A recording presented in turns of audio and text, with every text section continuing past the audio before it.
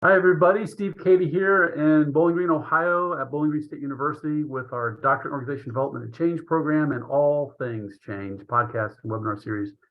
And I have a wonderful guest today. Tim and I go way back. It seems like it was just yesterday, but now I can say we officially go way back. Love our conversations, Tim. I think, one of my favorite ones was in the airport. I was in the airport and you and I were chatting and we just started processing and talking and diving in deep into some real deep work, and it was just wonderful just to be able to have that kind of quick, deep dropping in connection with you. One of the things I thought we could start with in terms of the conversation, I said I wanted to throw a little curveball. And the curveball is not really a curveball for Tim. It's just fun for the audience to kind of have this experience. So one of the things we do in our work, Tim and I have parallel work we do around processing emotions and so forth. Is this notion of bucketing, and that is going back to an experience, back to a moment that informs who we are today or how we are dealing with things today. And so if we ever have something that's coming up that we're passionate about, a lot of times passion is rooted in a wound, rooted in something that happened early on that we're working to heal in ourselves and the world at large. When I think of connection and I think of all the work that you do, is there a moment early on that was a defining moment that influenced your work, and particularly in the area of connection? Mm, Great question, Steve. Thank you. There are several that, one of the things that happens for me is I'm somewhat of a visual person, so different images pop up of different moments. Yeah, Uh, same way. I think one of them, well, I'll start with a very high level one, and it's hard to really pinpoint a specific time where I felt this, but I know I felt this a lot as a kid. It's sort of that it's a very human experience. I think the nature of the human experience is coming into this physical life and very early on coming in incredibly connected from wherever we came from. And yet, as we grow and as we go into, especially the educational system, and we start, and our this part of it, all the different parts of our brains that are still developing in those first developmental years, we start to lose some of that connection. And um, and I think there are times when I was young where I felt disconnected, and as a result, kind of sad and alone and lonely, and didn't know why. Like I actually remember, like my family was somewhat unusual growing up. I was born in the early '60s, and my parents stayed together. They were not a divorced. We were not a divorced family, and I can remember we would have dinner around the table together. I'm the youngest of three boys, and we would all have dinner together. Everybody knew, don't call the Vanessa's house at 6 o'clock because they're having dinner. But I remember moments where I would get up from the table and I would just go lie down on the couch and start crying. And why? I'm not. It's hard. It was hard for me to define. Even my mother would say, like, "What's going on?" Like, I don't know. But there's a way in which I just felt, I think, disconnected. Now, there were also family dynamics going on and all that kind of stuff that I'm sure informed all of it as well. But that's probably a really early one. Later on, there was an experience. I don't think, Steve, you were at this conference, but I was presenting at a conference on business and spirituality. And I was in another one of those places where I was just really I was kind of bummed. I was depressed. I was just kind of out of it. I was not feeling satisfied. I really didn't know why. And I went to bed one night in the hotel, and I woke up in the morning, and I was going to get up and go to the session that I really wanted to go to. It might have been Richard Barrett because he would also often present at those. Um, and I woke up with a dream. And in the dream, I had been at a conference where a dear friend of mine was singing a song. And as I woke up, the song was still running in my head. I'm a singer-songwriter, as well as many other things. So I grabbed out my journal, I started writing, and I wrote and wrote and wrote and wrote, and I pulled out my guitar, and I was like, screw it, I'm not going to the sessions this morning. I'm going to skip the sessions and I'm just going to sit here. I'm going to write the song that seems to be coming through.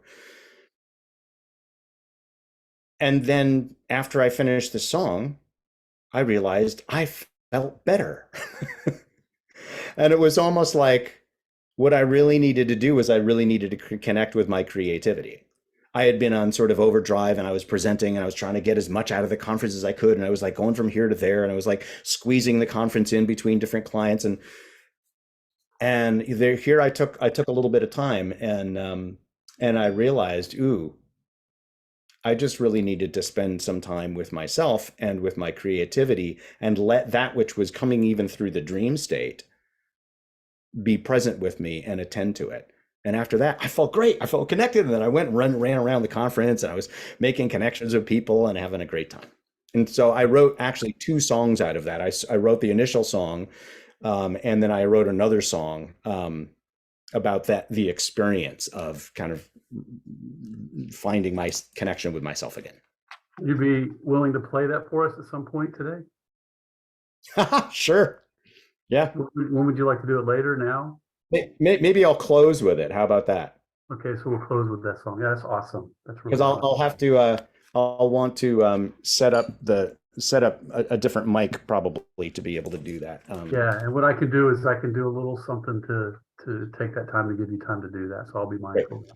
So, you know, what I'd love to do is, if you're willing to sit in the space that you're in, I want to do one more thing with you, and then go into some of your concepts around connection. But could you still sit in that space, that wonderful place of connection with yourself that morning, and reflect on a moment where you felt you mattered around connection, maybe, or just around a moment where you felt you mattered in the world. Where I mattered in the world. Yeah, any moment.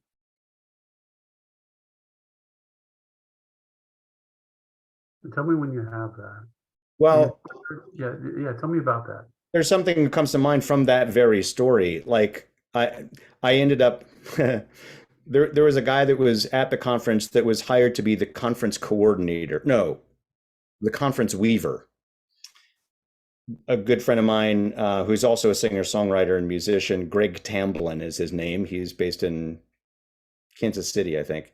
And so I actually went later that morning to him with my songs, and I played him my songs. And I was also just asking for a little bit of, I wanted to run through some things. There was something about one of my songs that wasn't quite working right, and I wanted some guidance. So I did, and we talked about it, and he was like, Tim, would you play these songs at the conference, at the end of the conference?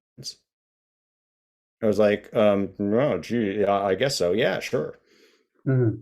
And so I did. So I ended up closing the conference with these 2 songs. One of the first one, the one that I wrote from the dream, is I'll Take You Home. And it's about the process of kind of taking everything that we've learned and gained from an experience in a learning environment like a conference, and how do we bring that with us and take that home. And then I played the second song, and people really appreciated it, and people came up to me afterwards. Richard Barrett came up and was like, wow, can I use that second song as like our theme song for the Barrett Value Center? We'd never made that happen exactly, but I did send him a recording of it, I think. But there was something about that experience where, having gone through that whole experience and then actually being invited to actually get up and share the song and have the song shared with each other, I felt like that was a moment that mattered, because there was something about me finding my voice, Mm-hmm. metaphorically and literally, and sharing it. Mm. And can you go in your body with this for us, just a little bit? Just where is that in your body? Where does that come from for you? Shows up in different places, but right now it's coming up here. Right. And is there a color with it? Green. Is it? Cool. Forest green. Yeah. And how and could you summarize, if you think about and sit in that space, how are people different from that song or playing that song? How are people different? How was the person you shared it with different, or how was the conference different because you shared that? That's a good question. My immediate answer is good question. You have to ask them. My hope and my goal is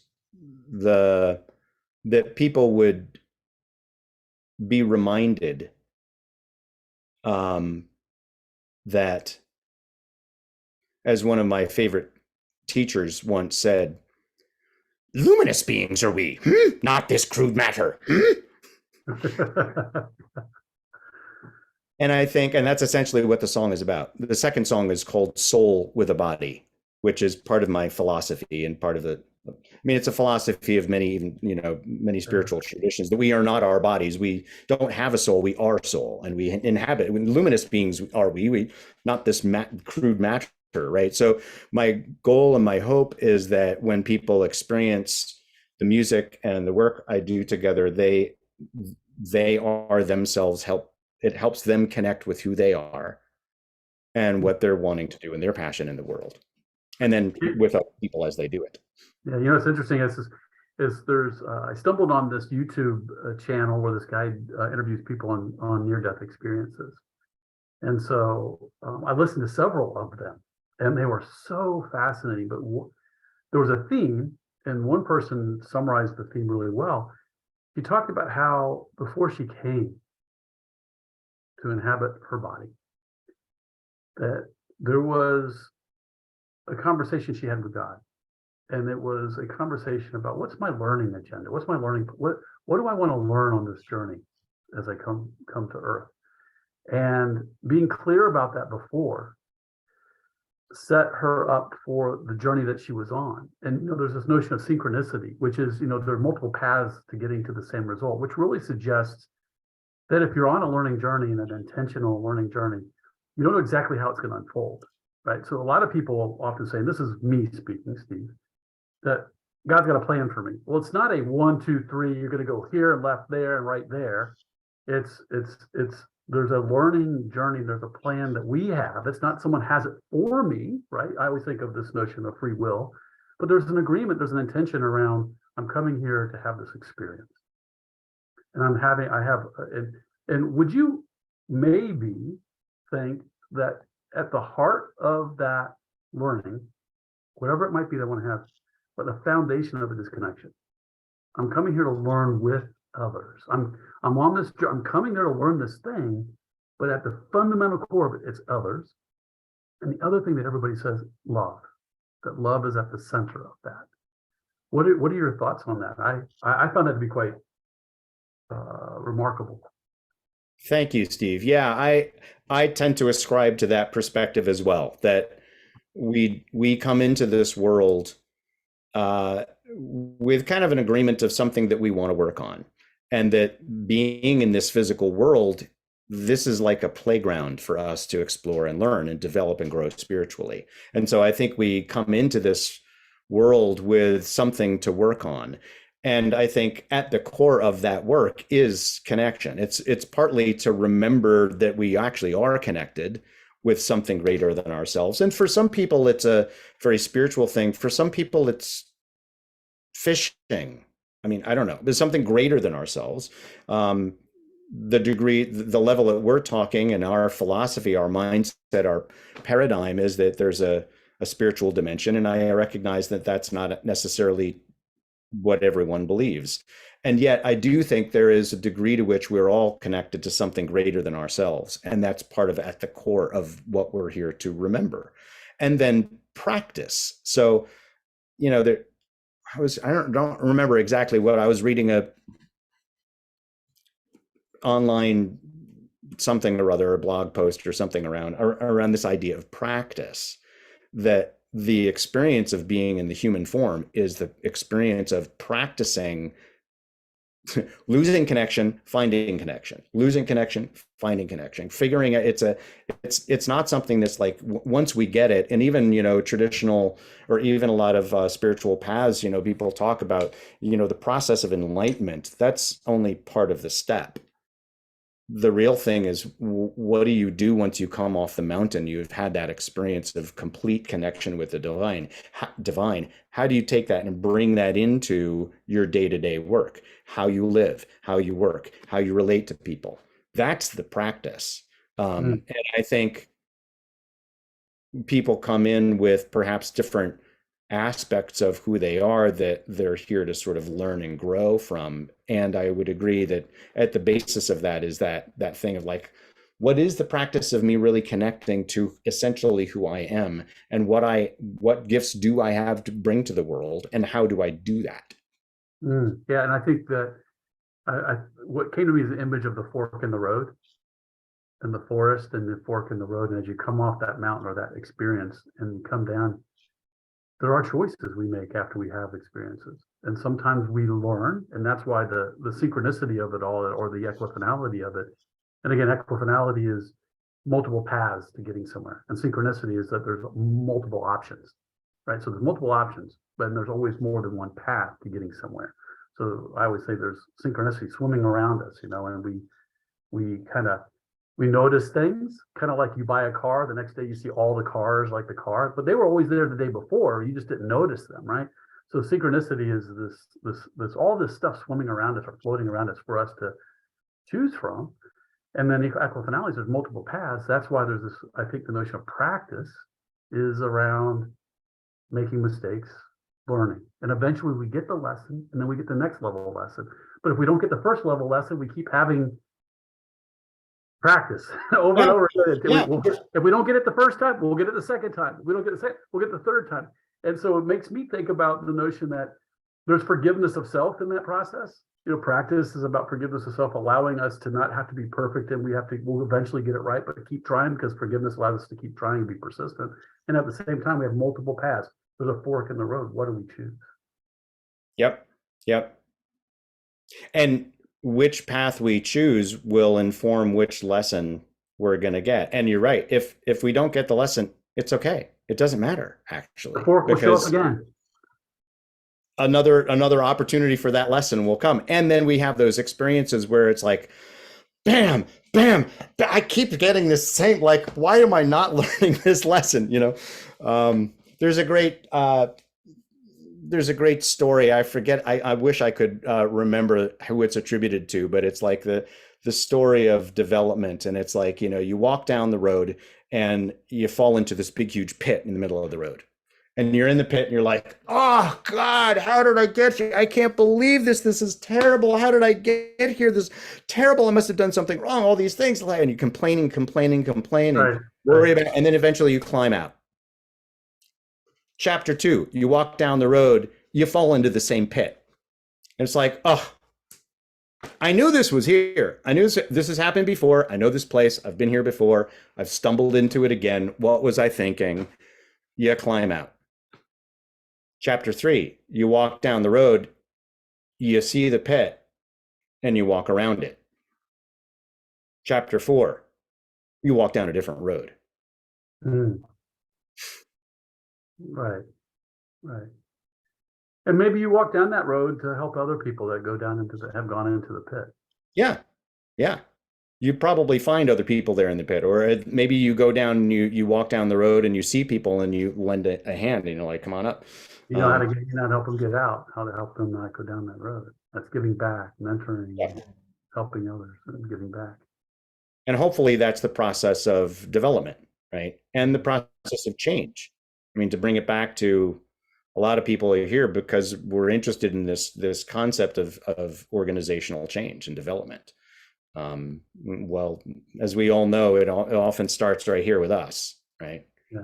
You can't. People are wanting me to release you to them, and people are wanting to see the connection to OD in all of this. Okay. So one of the things we can do is we talked about meandering and how we can find ways to get there. So I think their connection with the field and the practice, which is, I think a lot of times your work, people don't quite understand how it directly relates. This type of work, this conversation, why does it relate to OD and how does it relate? And you also have some stuff you want to share. We talked about potentially sharing some things that you can share your screen. Anything that you want to share. So where would you like to go now? Well, partly I wonder if it would be helpful to get a little bit of a context and background of how I got to be where like what my background is, what my story has been with that. So that's sort of what I started thinking about preparing. So I'll share a bit of that, and then I'll share a little bit of some of my concepts about connection and how how it shows up in OD work. Yeah, that sounds good. Okay. Just as a reminder, so you all should probably be seeing my screen. As a reminder, you can always click on the view button and, next to the green bar where it says Tim's sharing his screen, if you click on that, there's different view options, and you can see more or less of the screen, more or less of each other, but I'm sure we're all pretty familiar with Zoom these days to be able to know all about that. So this is the title that I came up with this. My company, Van Ness and Company, orients towards programs for groups, coaching for individuals, and consulting for organizations. And my name is Tim Van Ness. Yeah, and I'm from Orange, Massachusetts. I grew up in New Paltz, New York, about 90 miles north of New York City. And all through my childhood, I did music and theater. And I apparently started very early. This is a picture I think my dad took of me, I think 2 years old or something or other, with this hat and a ukulele. I actually still have a ukulele on my wall over here. I play it every once in a while. I also did theater all through grade school and high school. I played trumpet starting in 5th grade. So somewhere I found this long horn. That's me with a long horn. This is me and a couple of buddies of mine. And we got dressed up and put on white face and, roam around the town being merry pranksters together and marketing the show we were doing that night or something or other. In college, I tried to focus on music education and theater, which proved physically practically impossible in a college environment to be both involved in a theater department and a music department. And so I was lucky, after bouncing around and being out in California for a few years, I ended up in Boulder, Colorado, where I discovered a form of theater that interestingly was created in my hometown of New Paltz, New York, while I was in high school. The fact that I didn't know these people is somehow impossible to me, but I discovered a form called playback theater. Playback is a form of improvisational theater based on enacting personal stories and feelings. So I got involved in playback, and I joined a playback company. This is a shot of me on the right there with actually at a training environment. But I started, after college, I moved back to the East Coast. I missed New England. I also grew up summers we had a summer cottage up in New Hampshire. So I moved to the Boston area, and I got a job as a traveling music teacher in the Boston schools. I started a playback theater company, and then of course I had to make money, and so I worked in the restaurant business. A lot of actors work as in service, being waiters or waitresses, but I worked behind the line I ended up working myself up to a sauté chef. And then I moved out to the western part of the state a little bit later on, and I started another playback theater company in the part of Massachusetts where there's known as the 5 college area. It's where Smith College is, and UMass Amherst, Hampshire College, Mount Holyoke, and Amherst College. And I got a call from a guy that ran a university-based program on family businesses. So this guy ran programs and services for family-owned and operated businesses. And I'm like, why are you calling me? He was like, well, most of the programs we do, they're on your traditional business stuff like finance and marketing and sales and strategy and all that kind of stuff. He was like, I really want to look at the human dynamics. He also came from a family business. And he was like, I want to look at the human family issues that actually drive a lot of family business decisions. So long story short, we ended up creating several plays that dramatize a lot of classic issues in family businesses. The first one was The Perils of Pauline's Family Business. The second one was Wait Till Your Father Gets Home.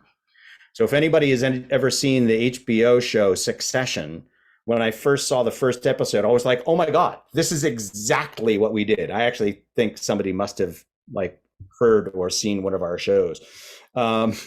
Because Wait Till Your Father Gets Home, the father dies at the end of the first act, and who's going to take over the business? The 2 brothers, neither of whom get along, sibling rivalry, they're very completely different. The mom, who's actually our stepmom, she's not really our mom because our mom died or whatever. And so, there's a stepmom, and she's like the gatekeeper. Or is it the daughter, who's actually the smartest person in the room, knows how to probably run things more, but she's not considered because she's a woman, right? So anyway, in the mid 90s, this got me starting realizing we can use theater as a way of looking at organizational culture. and climate. And we created my playback theater company basically was turned into another company we called DramaWorks Interactive. And we started using theater as a way of dramatizing the human dynamics of business and looking at culture and climate and working in 3 areas. In the corporate world, we did a lot of work with IBM and their executive development programs. We worked in the healthcare industry with hospitals. We worked with continuing with family businesses and high net worth families and organizations like Merrill Lynch, things like that. So that led me into the world of program facilitation, working with groups, working with teams, using theater, and then facilitating process. It got also me into coaching and things like that. On the personal side, I'm now married. Well, actually, this shot in the center with a family business, I was married to the woman that's looking at the other guy. The woman that's looking at me was married to the guy at the other end. It was kind of a family business itself. That didn't last. I ended up marrying a lovely woman named Eve, and we like being on the water. We both like boats. I'm a big fan of sailing. And my work has gotten to have me travel all over the world. In 2004, I left DramaWorks and started Van Ness and Company. I also started doing work as a contractor to various firms who had me going all over the world, including Abu Dhabi. So this is me working at making a connection with a camel at a camel farm in Abu Dhabi somewhere, and working with organizations all over the world. This is a telco company, I think in Doha or something, Qatar. I forget exactly where that was. And I'm still a singer-songwriter. And so I'm working on my first record. But Van Ness and Company remains. And so our focus is really around this idea that when you inspire connection, you inspire success. And we do that through inspiring connection through what we understand are the core drivers of success: living your values, developing your leaders, and nurturing your culture. And so really it's the integration of these things that really drives success. When you get values, leadership, and culture all humming together and all working together and integrating them, that's when organizations I've seen work with have been really successful. So a few quotes, many of us know these, but around values, our good old friend Elvis, they're like fingerprints. Nobody's are the same, but you leave them over everything you do. A good old Stan Slap, which is connecting leadership and values. Purpose of leadership is to change the world around you in the name of your values so you can live your values more fully, right? And then everyone knows the Drucker quote and probably the Simon quote as well. I will say, by the way, I started talking about nurture your culture long before I even saw this quote. So not that I'm ahead of Simon, he's amazing, but and so when I started a little while ago, a couple of years ago, I started thinking about when I talk about the work that I do, there are so many messages. There's the connection piece, there's values, leadership, and culture. The tagline of my company is choose your story, which I think of as less of an admonition, like you need to choose your story, more of a statement of truth, because it's what we do. And the question is, how conscious are we of the story we're choosing at any given moment? And so what I realized as I was reflecting on this and writing on this more is that of these three things, the choose your story is the what we're trying to do, is what we do. The connection is the why. And values, leadership, and culture is the how. And my slide's not going. There we go. And so this thing around connection, we all know Brené's work and around connection here. It's why we're here, and brings meaning to our lives. And like you were talking about earlier, Steve, in terms of it's important for us to be seen. And in Van Ness and Company, we're thinking about connecting with others through how we communicate. can help build trust and collaboration and allow organizations to flourish. So a lot of the work is around relationships, which we all know, like in OD work, in organizational work, a lot of business is based on relationships. So how do we communicate and build those relationships? And how can we use connection as a way to do that? So that's the question. How do you do that? And so when I've reflected on and through all the work that I've done over 20, 25 years, or well, it was a while ago that I developed this concept and this framework, but I started thinking about people that are really successful and organizations that are really successful. And I realized that what they do is they connect, but they connect in 3 specific ways. And we already talked a lot about the first one, Steve, which is around connecting with yourself. And this is about who are you really in your core, and knowing and living your values, and knowing what you love about life and love about your work. What are you passionate about? What are you willing to sacrifice or suffer for? And oftentimes it's something that's greater than just ourselves. And then the next step is you have to connect with your content. Like, what is it that you're doing or saying when you're in meetings, when you're leading a change process? What is it that you're actually trying to communicate, and how are you connected with that? And this requires us to be mindful of, owning it, owning your content, understanding it, believing in it, being able to articulate it well. If you're creating a new strategy, you need to be able to articulate, what is this strategy? Why are we doing this in the first place? What might this have meaning for everybody else in the organization? What's the implication? And then what are the capabilities and skills and mindsets to be able to deliver it well? And then the third one is connecting with your audience.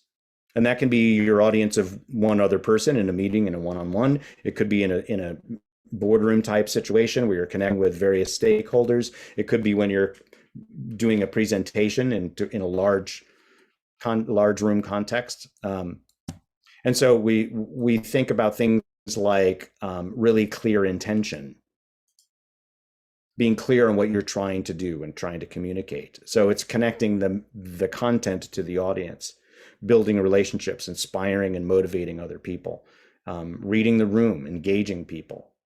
And then, of course, it's a Venn diagram with the intersection being the zone of authentic connection.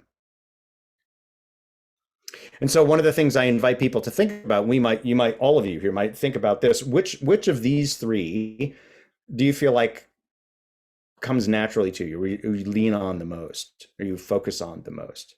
And it might be interesting, actually, just drop these into the chat if you'd be willing. Are there ones that you feel like they come easily? Nicole says audience.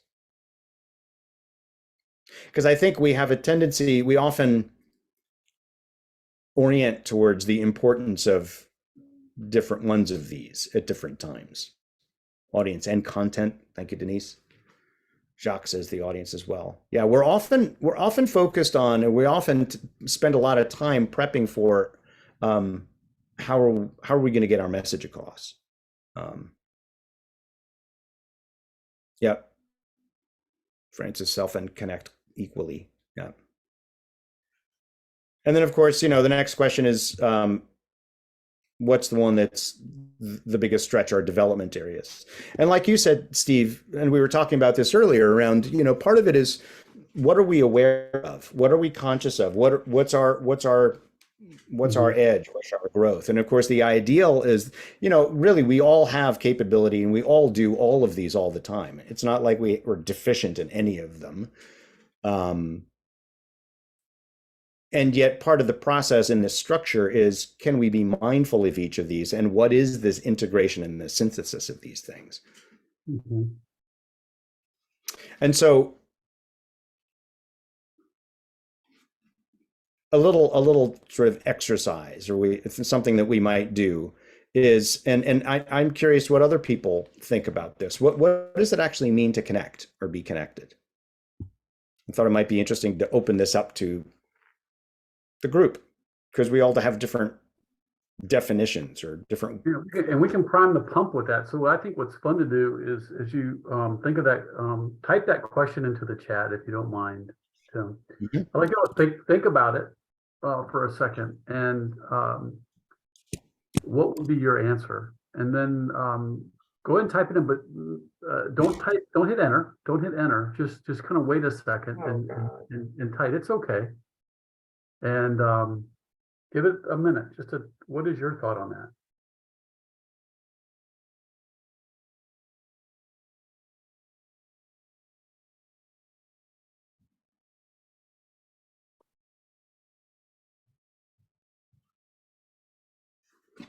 Okay. And now just hit enter. Kind of put it in there. Let's see what kind of.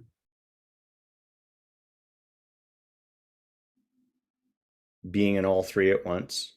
Mm-hmm.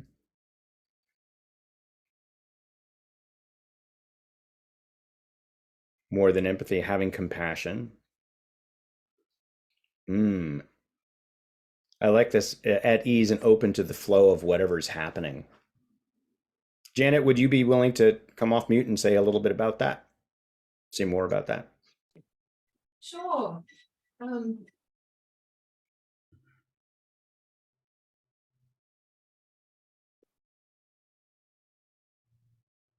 Sure, I'm sorry, I had to go and turn a noise off. Well, I think it's when I'm not attached to an outcome and you're alive to, I'm feeling fully connected to myself,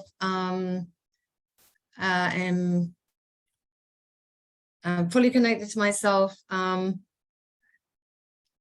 One doesn't know the direction things might go at any one moment, but you're able to receive it, whatever it might be. So I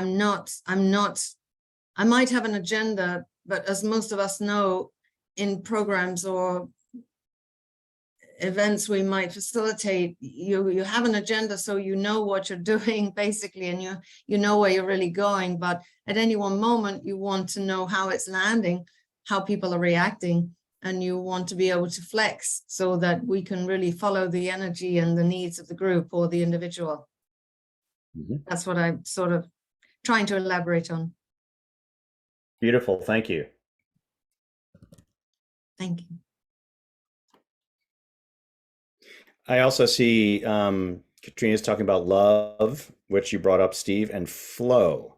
So this idea of the zone of authentic connection, it's also what Mihai Csikszentmihalyi calls flow, right? Optimal performance, when you're really in the zone, right? And it's the same thing. I mean, it's, different language for a lot of the same stuff. I love this idea that was just shared around having a plan. I mean, many of us know this, right? And even in an organization, you have a plan, you have a structure, you have a strategy, you put it out, and then you have to adjust periodically. You have to see how's it going, and you have to be willing to pivot. Pivot's like the big word these days, right? We have to be willing to pivot, and it takes being in the moment. And this all the stuff around being present and the power of now and presence, part of which is about being in the moment. So can you be fully in the moment? And I think in order to connect with yourself, it's what you invited us all to do for a moment, Steve. Mm-hmm. Just sit with this. You asked me to do it. Just sit in that moment. Where do you feel it in your body? Mm-hmm. What's an image that comes to mind? Right. And there's been a lot of talk lately about the importance of the people side to organizations. There's been human relations, and some people say the soft side isn't so soft, right? It's not that easy, right? And right. Simon Sinek mentions he's liking to change the language from soft skills to human skills. Right, human skills and people skills, right? People versus performance skills, which goes back to a lot of research. But it's interesting to kind of think about in the field of ODNC, the notion of use of self. And so you to go back to Virginia Satir's work, who really introduced those concepts, and then looking at the seashores, and then others more recently. One of our doctoral students did some work in which, after reviewing all the literature, it came to three things. I see a relationship to your model. That use of self is self-awareness, situational awareness, and right action. And I think of the content piece as the right action. It's like the connection of self and audience. That's what gives that connection between self and audience meaning. I think that's the notion of right action. What content do you bring to the moment? And in a word for that, for me, is congruence, Mhm. right? There's that all of these things are congruent. You're connected with yourself, you're connected with what you're doing or saying, and you're connecting with your audience. There's a congruence of an alignment of all of those things. There's a quote that I know my friend David Zucker will appreciate, because we often use it in similar contexts, from Mike Lipkin, who wrote a book called Keeping the Flame. He says, who you are being when you're saying what you're saying says more about what you're saying than what you're saying. It's a little twisted. Who you are being when you're saying what you're saying says more about what you're saying than what you're saying. Now, that's not to say that the content isn't important. It is. You have to know it has to be clear. You know, you've got a strategy. It's got to make sense. The numbers have to work, right? The structure has to work to support what the goals are. And yet how you communicate that, a lot of it is about who are you in the moment? Who are you being in the moment? And how do you make that connection with your audience? So, And your friend David said Mike Tyson said everyone has a plan until you get punched in the face. right. You know, and I guess that has something to do with how you're being in the moment, right? What happens when it doesn't go as planned? What happens when you've thrown a curveball? Right. Yeah. Right. You have a plan, and the plan is not to get punched in the face, although Mike Tyson sort of must expect that he's going to take a couple of punches, and that may be part of the strategy as well. And yes, how do you adjust? How do you relate to what's happening? There's a lot of great stuff in the chat. I may ask others to read and maybe comment on it, but in the moments of close connection with myself and others, I don't really experience a separateness of self and others. Yeah. I'm open to intuition, and theirs contributed to our shared experience. Yeah, great, beautiful, Janet. Thank you. Joe, love the conversation. Oh yeah, you've got to go. Understood, Joe. Thank you for joining us. Yeah, Stanislavski.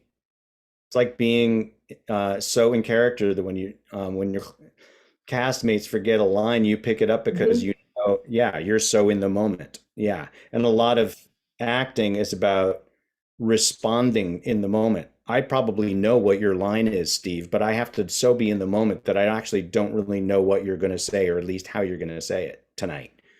And so I have to be so in the moment that I'm responding to what I feel and hear in how you say what you say, to the point where I'm completely shocked by what you're saying. And I have to find that place of responding. I'd like to share one other slide, you know, sort of to continue this thing.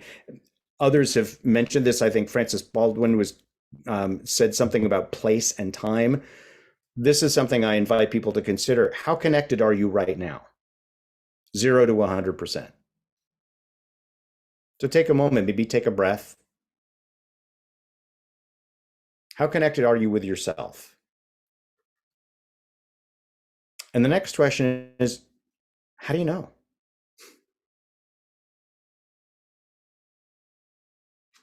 Once we can start to figure that out for ourselves, perhaps that's where we help start to identify what this thing of connection is for us, right? How do you know?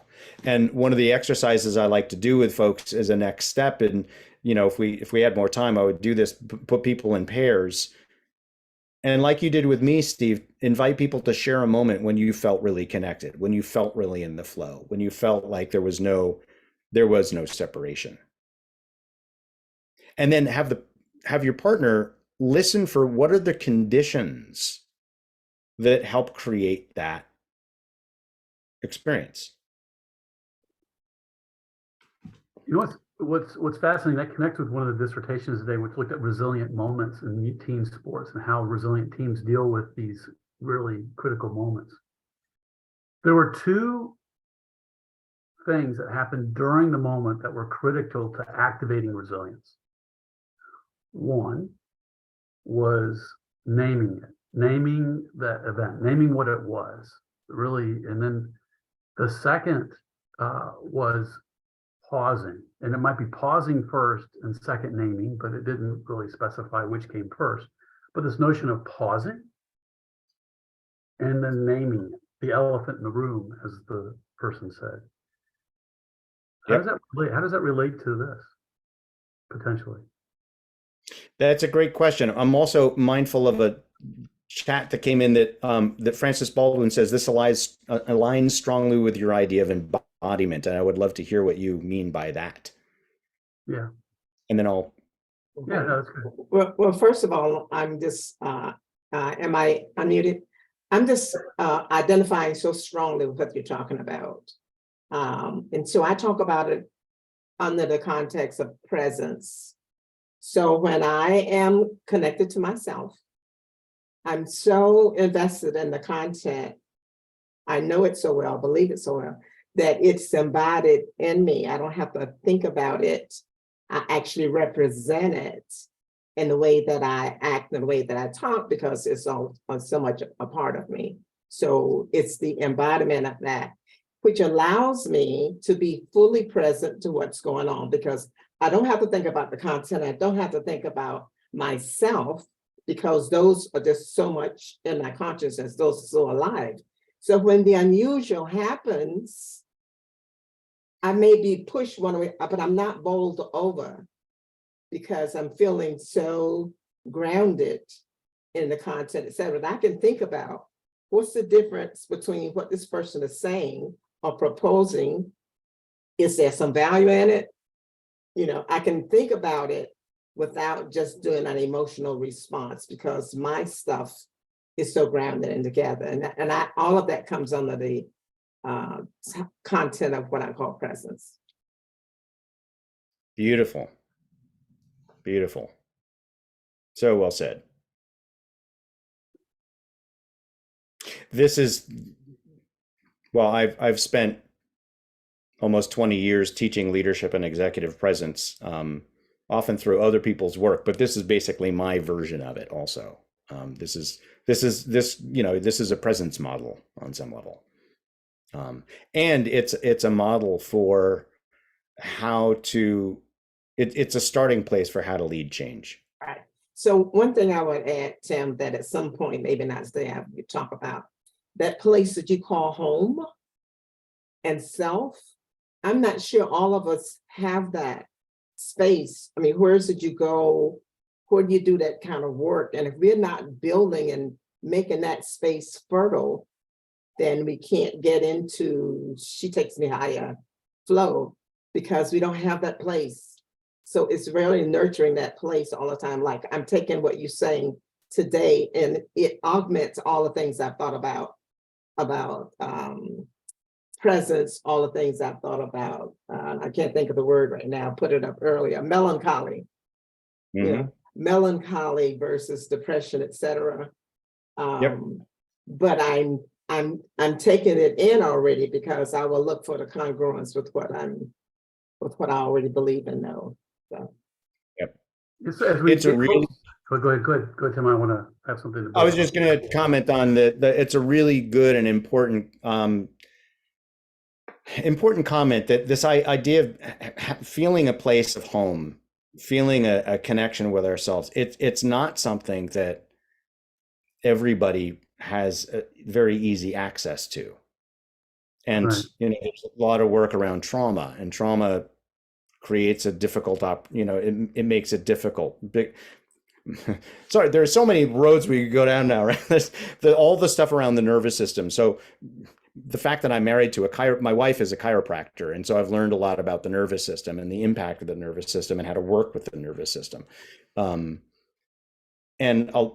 I think many of us, at least in the Western world and especially in the US, we're so highly activated, and our nervous systems are so much in the sympathetic versus the parasympathetic much of the time, that it's hard to find that place of home. It's hard to find that place of connection, which is why I like to do this experimentation of like, can you think of a moment when you really were at some point, like a peak moment or a moment where you really felt at ease and at home in yourself?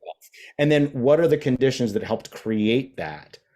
because those are the things that then we can use as a grounding place to help us remember. And so for me personally, when these things come up, what I've noticed is my music. And when I think about what helps me get back and connected to my essential self, a song comes to mind. And now I'm remembering you wanted me to sing a song. Yeah, I have a way we're gonna get there, so we'll be fine with the time we have to honor that piece and also have your song, which will be a little after for those who want to stay for an after moment with you. I think one of the things where I'm looking at going right now is around some very practical things. I'd love to crowdsource this. What are the things that you all do to get connected, to get back to ground, to get back to who you are, to get back to that 100% that Tim mentioned in that thing? I'm curious, what are some things? I like David mentioned here that courage, like naming the elephant in the room, taking a risk, going out on a limb, always gets me 100% connected to myself, content, and audience. What are some practical things that you all do? What are some things, and you can even unmute and give voice to it openly here for us, but if you want to type it, I'd love to crowdsource some just practical things we can do. Tim plays music, right? You go back to a song, you create something, and that gets you connected. David says Tai Chi. Meditative state completed by prayer. For authenticity, it takes me. Go to the drinking fountain. Yeah. Plan moments to stop and contemplate throughout the day. Katrina. Owning the room.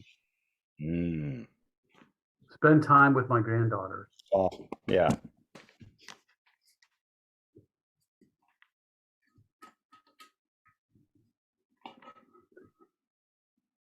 Being in nature.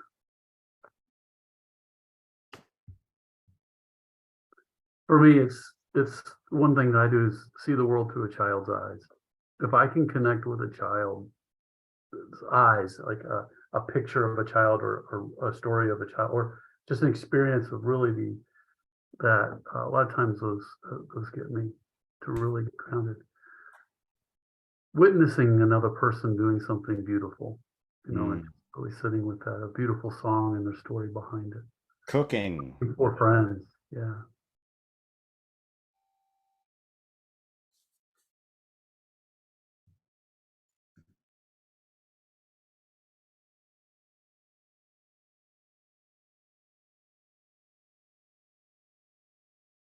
Be creative, take long walks, be around people and connect, exercise. And then another interesting place to go with that, Steve, is as leaders, what do we do as leaders to help others connect? So this is what we can do ourselves. Part of leadership is helping other people connect with who they are and with what we're working to try to accomplish together towards our goals. So I'd be also curious, like what do you do to help other, as leaders, what do we do to help others connect? And that goes back to the point I made earlier. I'd love to hear what people say. So please share that. I'd just offer, I think leaders who slow things down, just slow things down and get a pause. I think that research I was talking about where they took a pause and named things, got people to pay attention and notice the things around them, I think is important. Listen.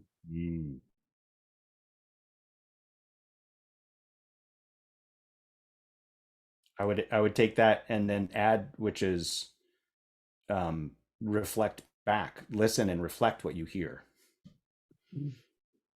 So meeting people where they are, as opposed to sort of assuming we need to get them to change. But like you first have to meet them where they are. Revisit purpose. Yeah, absolutely. What about vulnerability, Tim, as a leader? Yeah. What do you think that fits in? How do you? I'm just thinking like, does vulnerability as a leader open up opportunities for others? I think so, and it depends on how you define vulnerability. So, having the courage to share how you're feeling in the moment and what's going on with you, that's a really good example of vulnerability. And Right. that my experience is that actually creates the environment for other people to share, especially as a leader. If the leader's willing to share what they're experiencing in the moment, especially in the emotional, maybe in the physical, in the mental, that creates the environment and an invitation for others to share where they are. I love the story that Brene Brown talks about around, people wanting them to come work with their organization around creativity, innovation, and change. And they were like, yeah, but we don't want any of that vulnerability stuff. And she just laughs and she's like, vulnerability is the birthplace of creativity, innovation, and change. Because vulnerability in some ways is about being in that place we were talking about before, being so in the moment, you have no idea what's going to happen. And that can be a terrifying place to be, that place of not knowing. And it's in that place of not knowing that creativity emerges. You kind of have to bring yourself and your group to a place of what comes next. And that's why improvisation is such a great skill for, teaching teams how to discover that. And that's a great belief in others when a leader is vulnerable. It shows that you trust and believe in them, and you want to be in relationship and connected with them. Yeah, that's really very and cool. I will say, I think it's important to name that vulnerability is also not like sharing all of your dirty laundry. Like, there are moments when it's really important and actually not even potentially legal for leaders to share everything that's going on, especially like when they're having to drive an initiative that didn't come from them. They're in a position where they're needing to drive an initiative that's been decided from levels above them. You have to be kind of careful. I don't think it's always okay to say, this change is a terrible idea. Like, you can't really do that. You have to find where that line is. You have to find what's a certain aspect of what's happening that I feel like I can share in a way that will be vulnerable. And what's the line that's too far, that actually isn't going to serve your audience. Yeah. Well, Tim, thank you. I think this was a wonderful opportunity. Thanks to everybody for being here today. We're going to have to wrap up with a little song. Are you ready to share? Yeah, give me 1 second to grab this guitar. And I think what you could do for those of you here, maybe just a takeaway, something you might do differently as a result of today's session, something you want to remember from today. And in the meantime, thank you to everybody that's having to jump and for staying even a couple of minutes late.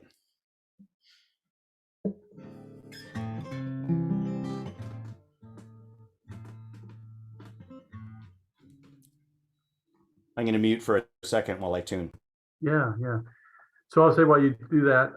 So thanks everybody. We have a lot of series that we do. We do these on the last Wednesday of the month at noon. You can always find those at BGSU and our DODC program. You're now on our mailing list. You'll get invited. We post them on LinkedIn. You can partner with us there. And then also we have a Thursday session that we do with All Things Change, where I do sessions there through Nexus for Change, and my work around collaboration and connection and there. So you are all welcome to join us anytime. And I'll just finish by saying, if you have something you want to share or talk about, I'd love having conversations. I'd love giving you a chance to share what you know, to create conditions for you to scale what you know, or share it in a way that ripples to others and helps others, because we'll record it and share it. So if you're interested, reach out to me. I'd love to include you and bring you on for our Symposia series or All Things Change. And Tim, we'll continue. We'll pick up from here another time. So I'll turn it over to you. Thank you, Tim, for today. Love you and appreciate you. Great, thank you. Can you hear this okay? Yep, sounds beautiful. So this is the second song that I referenced earlier today. Thank you for those who are staying on to listen to this. It's called Soul with a Body. It's when I perform this live, I often do it as a sing-along. So if you feel like inclined to sing along, feel free. It was just the other day, I was in a real bad way, feeling lost and scared and hurt and sore afraid. Thinking, what am I doing here? Why do I feel all this fear? And the questions just kept rolling in my head. And I cried because I couldn't see the answer. And I feared my soul was lost, never to be found. When I swore I could not bear another minute, an answer came, it's the other way around. I am soul with a body. I am soul with a body. I am soul with a body. I am soul. Now this has happened to me before. You'd think I might remember, since I go through this once or twice a year. I'll be feeling really good and mostly understood by my friends and loved by all my peers. And then I get so busy living and working that I hardly ever stop to pick up my guitar. And before too long I'm looking in the mirror, saying I do not remember who you are. I am soul with a body. I am soul with a body. I am soul with a body. I am soul. Now when I get into this funk and I think my life is junk, I'm aware that I'm not seeing past my nose.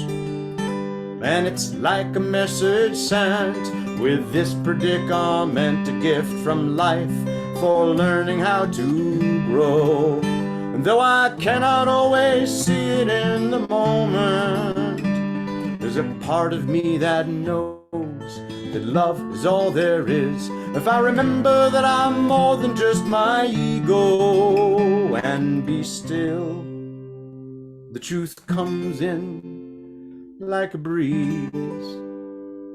I am soul with a body, yes. I am soul with a body, sing it out. I am soul with a body.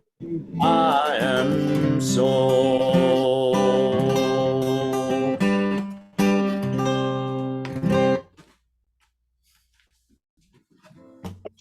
Awesome. Thank you so much, Tim. Thank So you. let's do this again, you think? Come back. Let's go. Let's do this again. Yeah, let's do it again. And Awesome. I see there's a question about where to find the lyrics. I will I'll get them to Steve, and And Steve we'll get them can out to you. We got your email. We'll get it out to you all. And thanks, Tim. Everybody have a great day. Bye for now.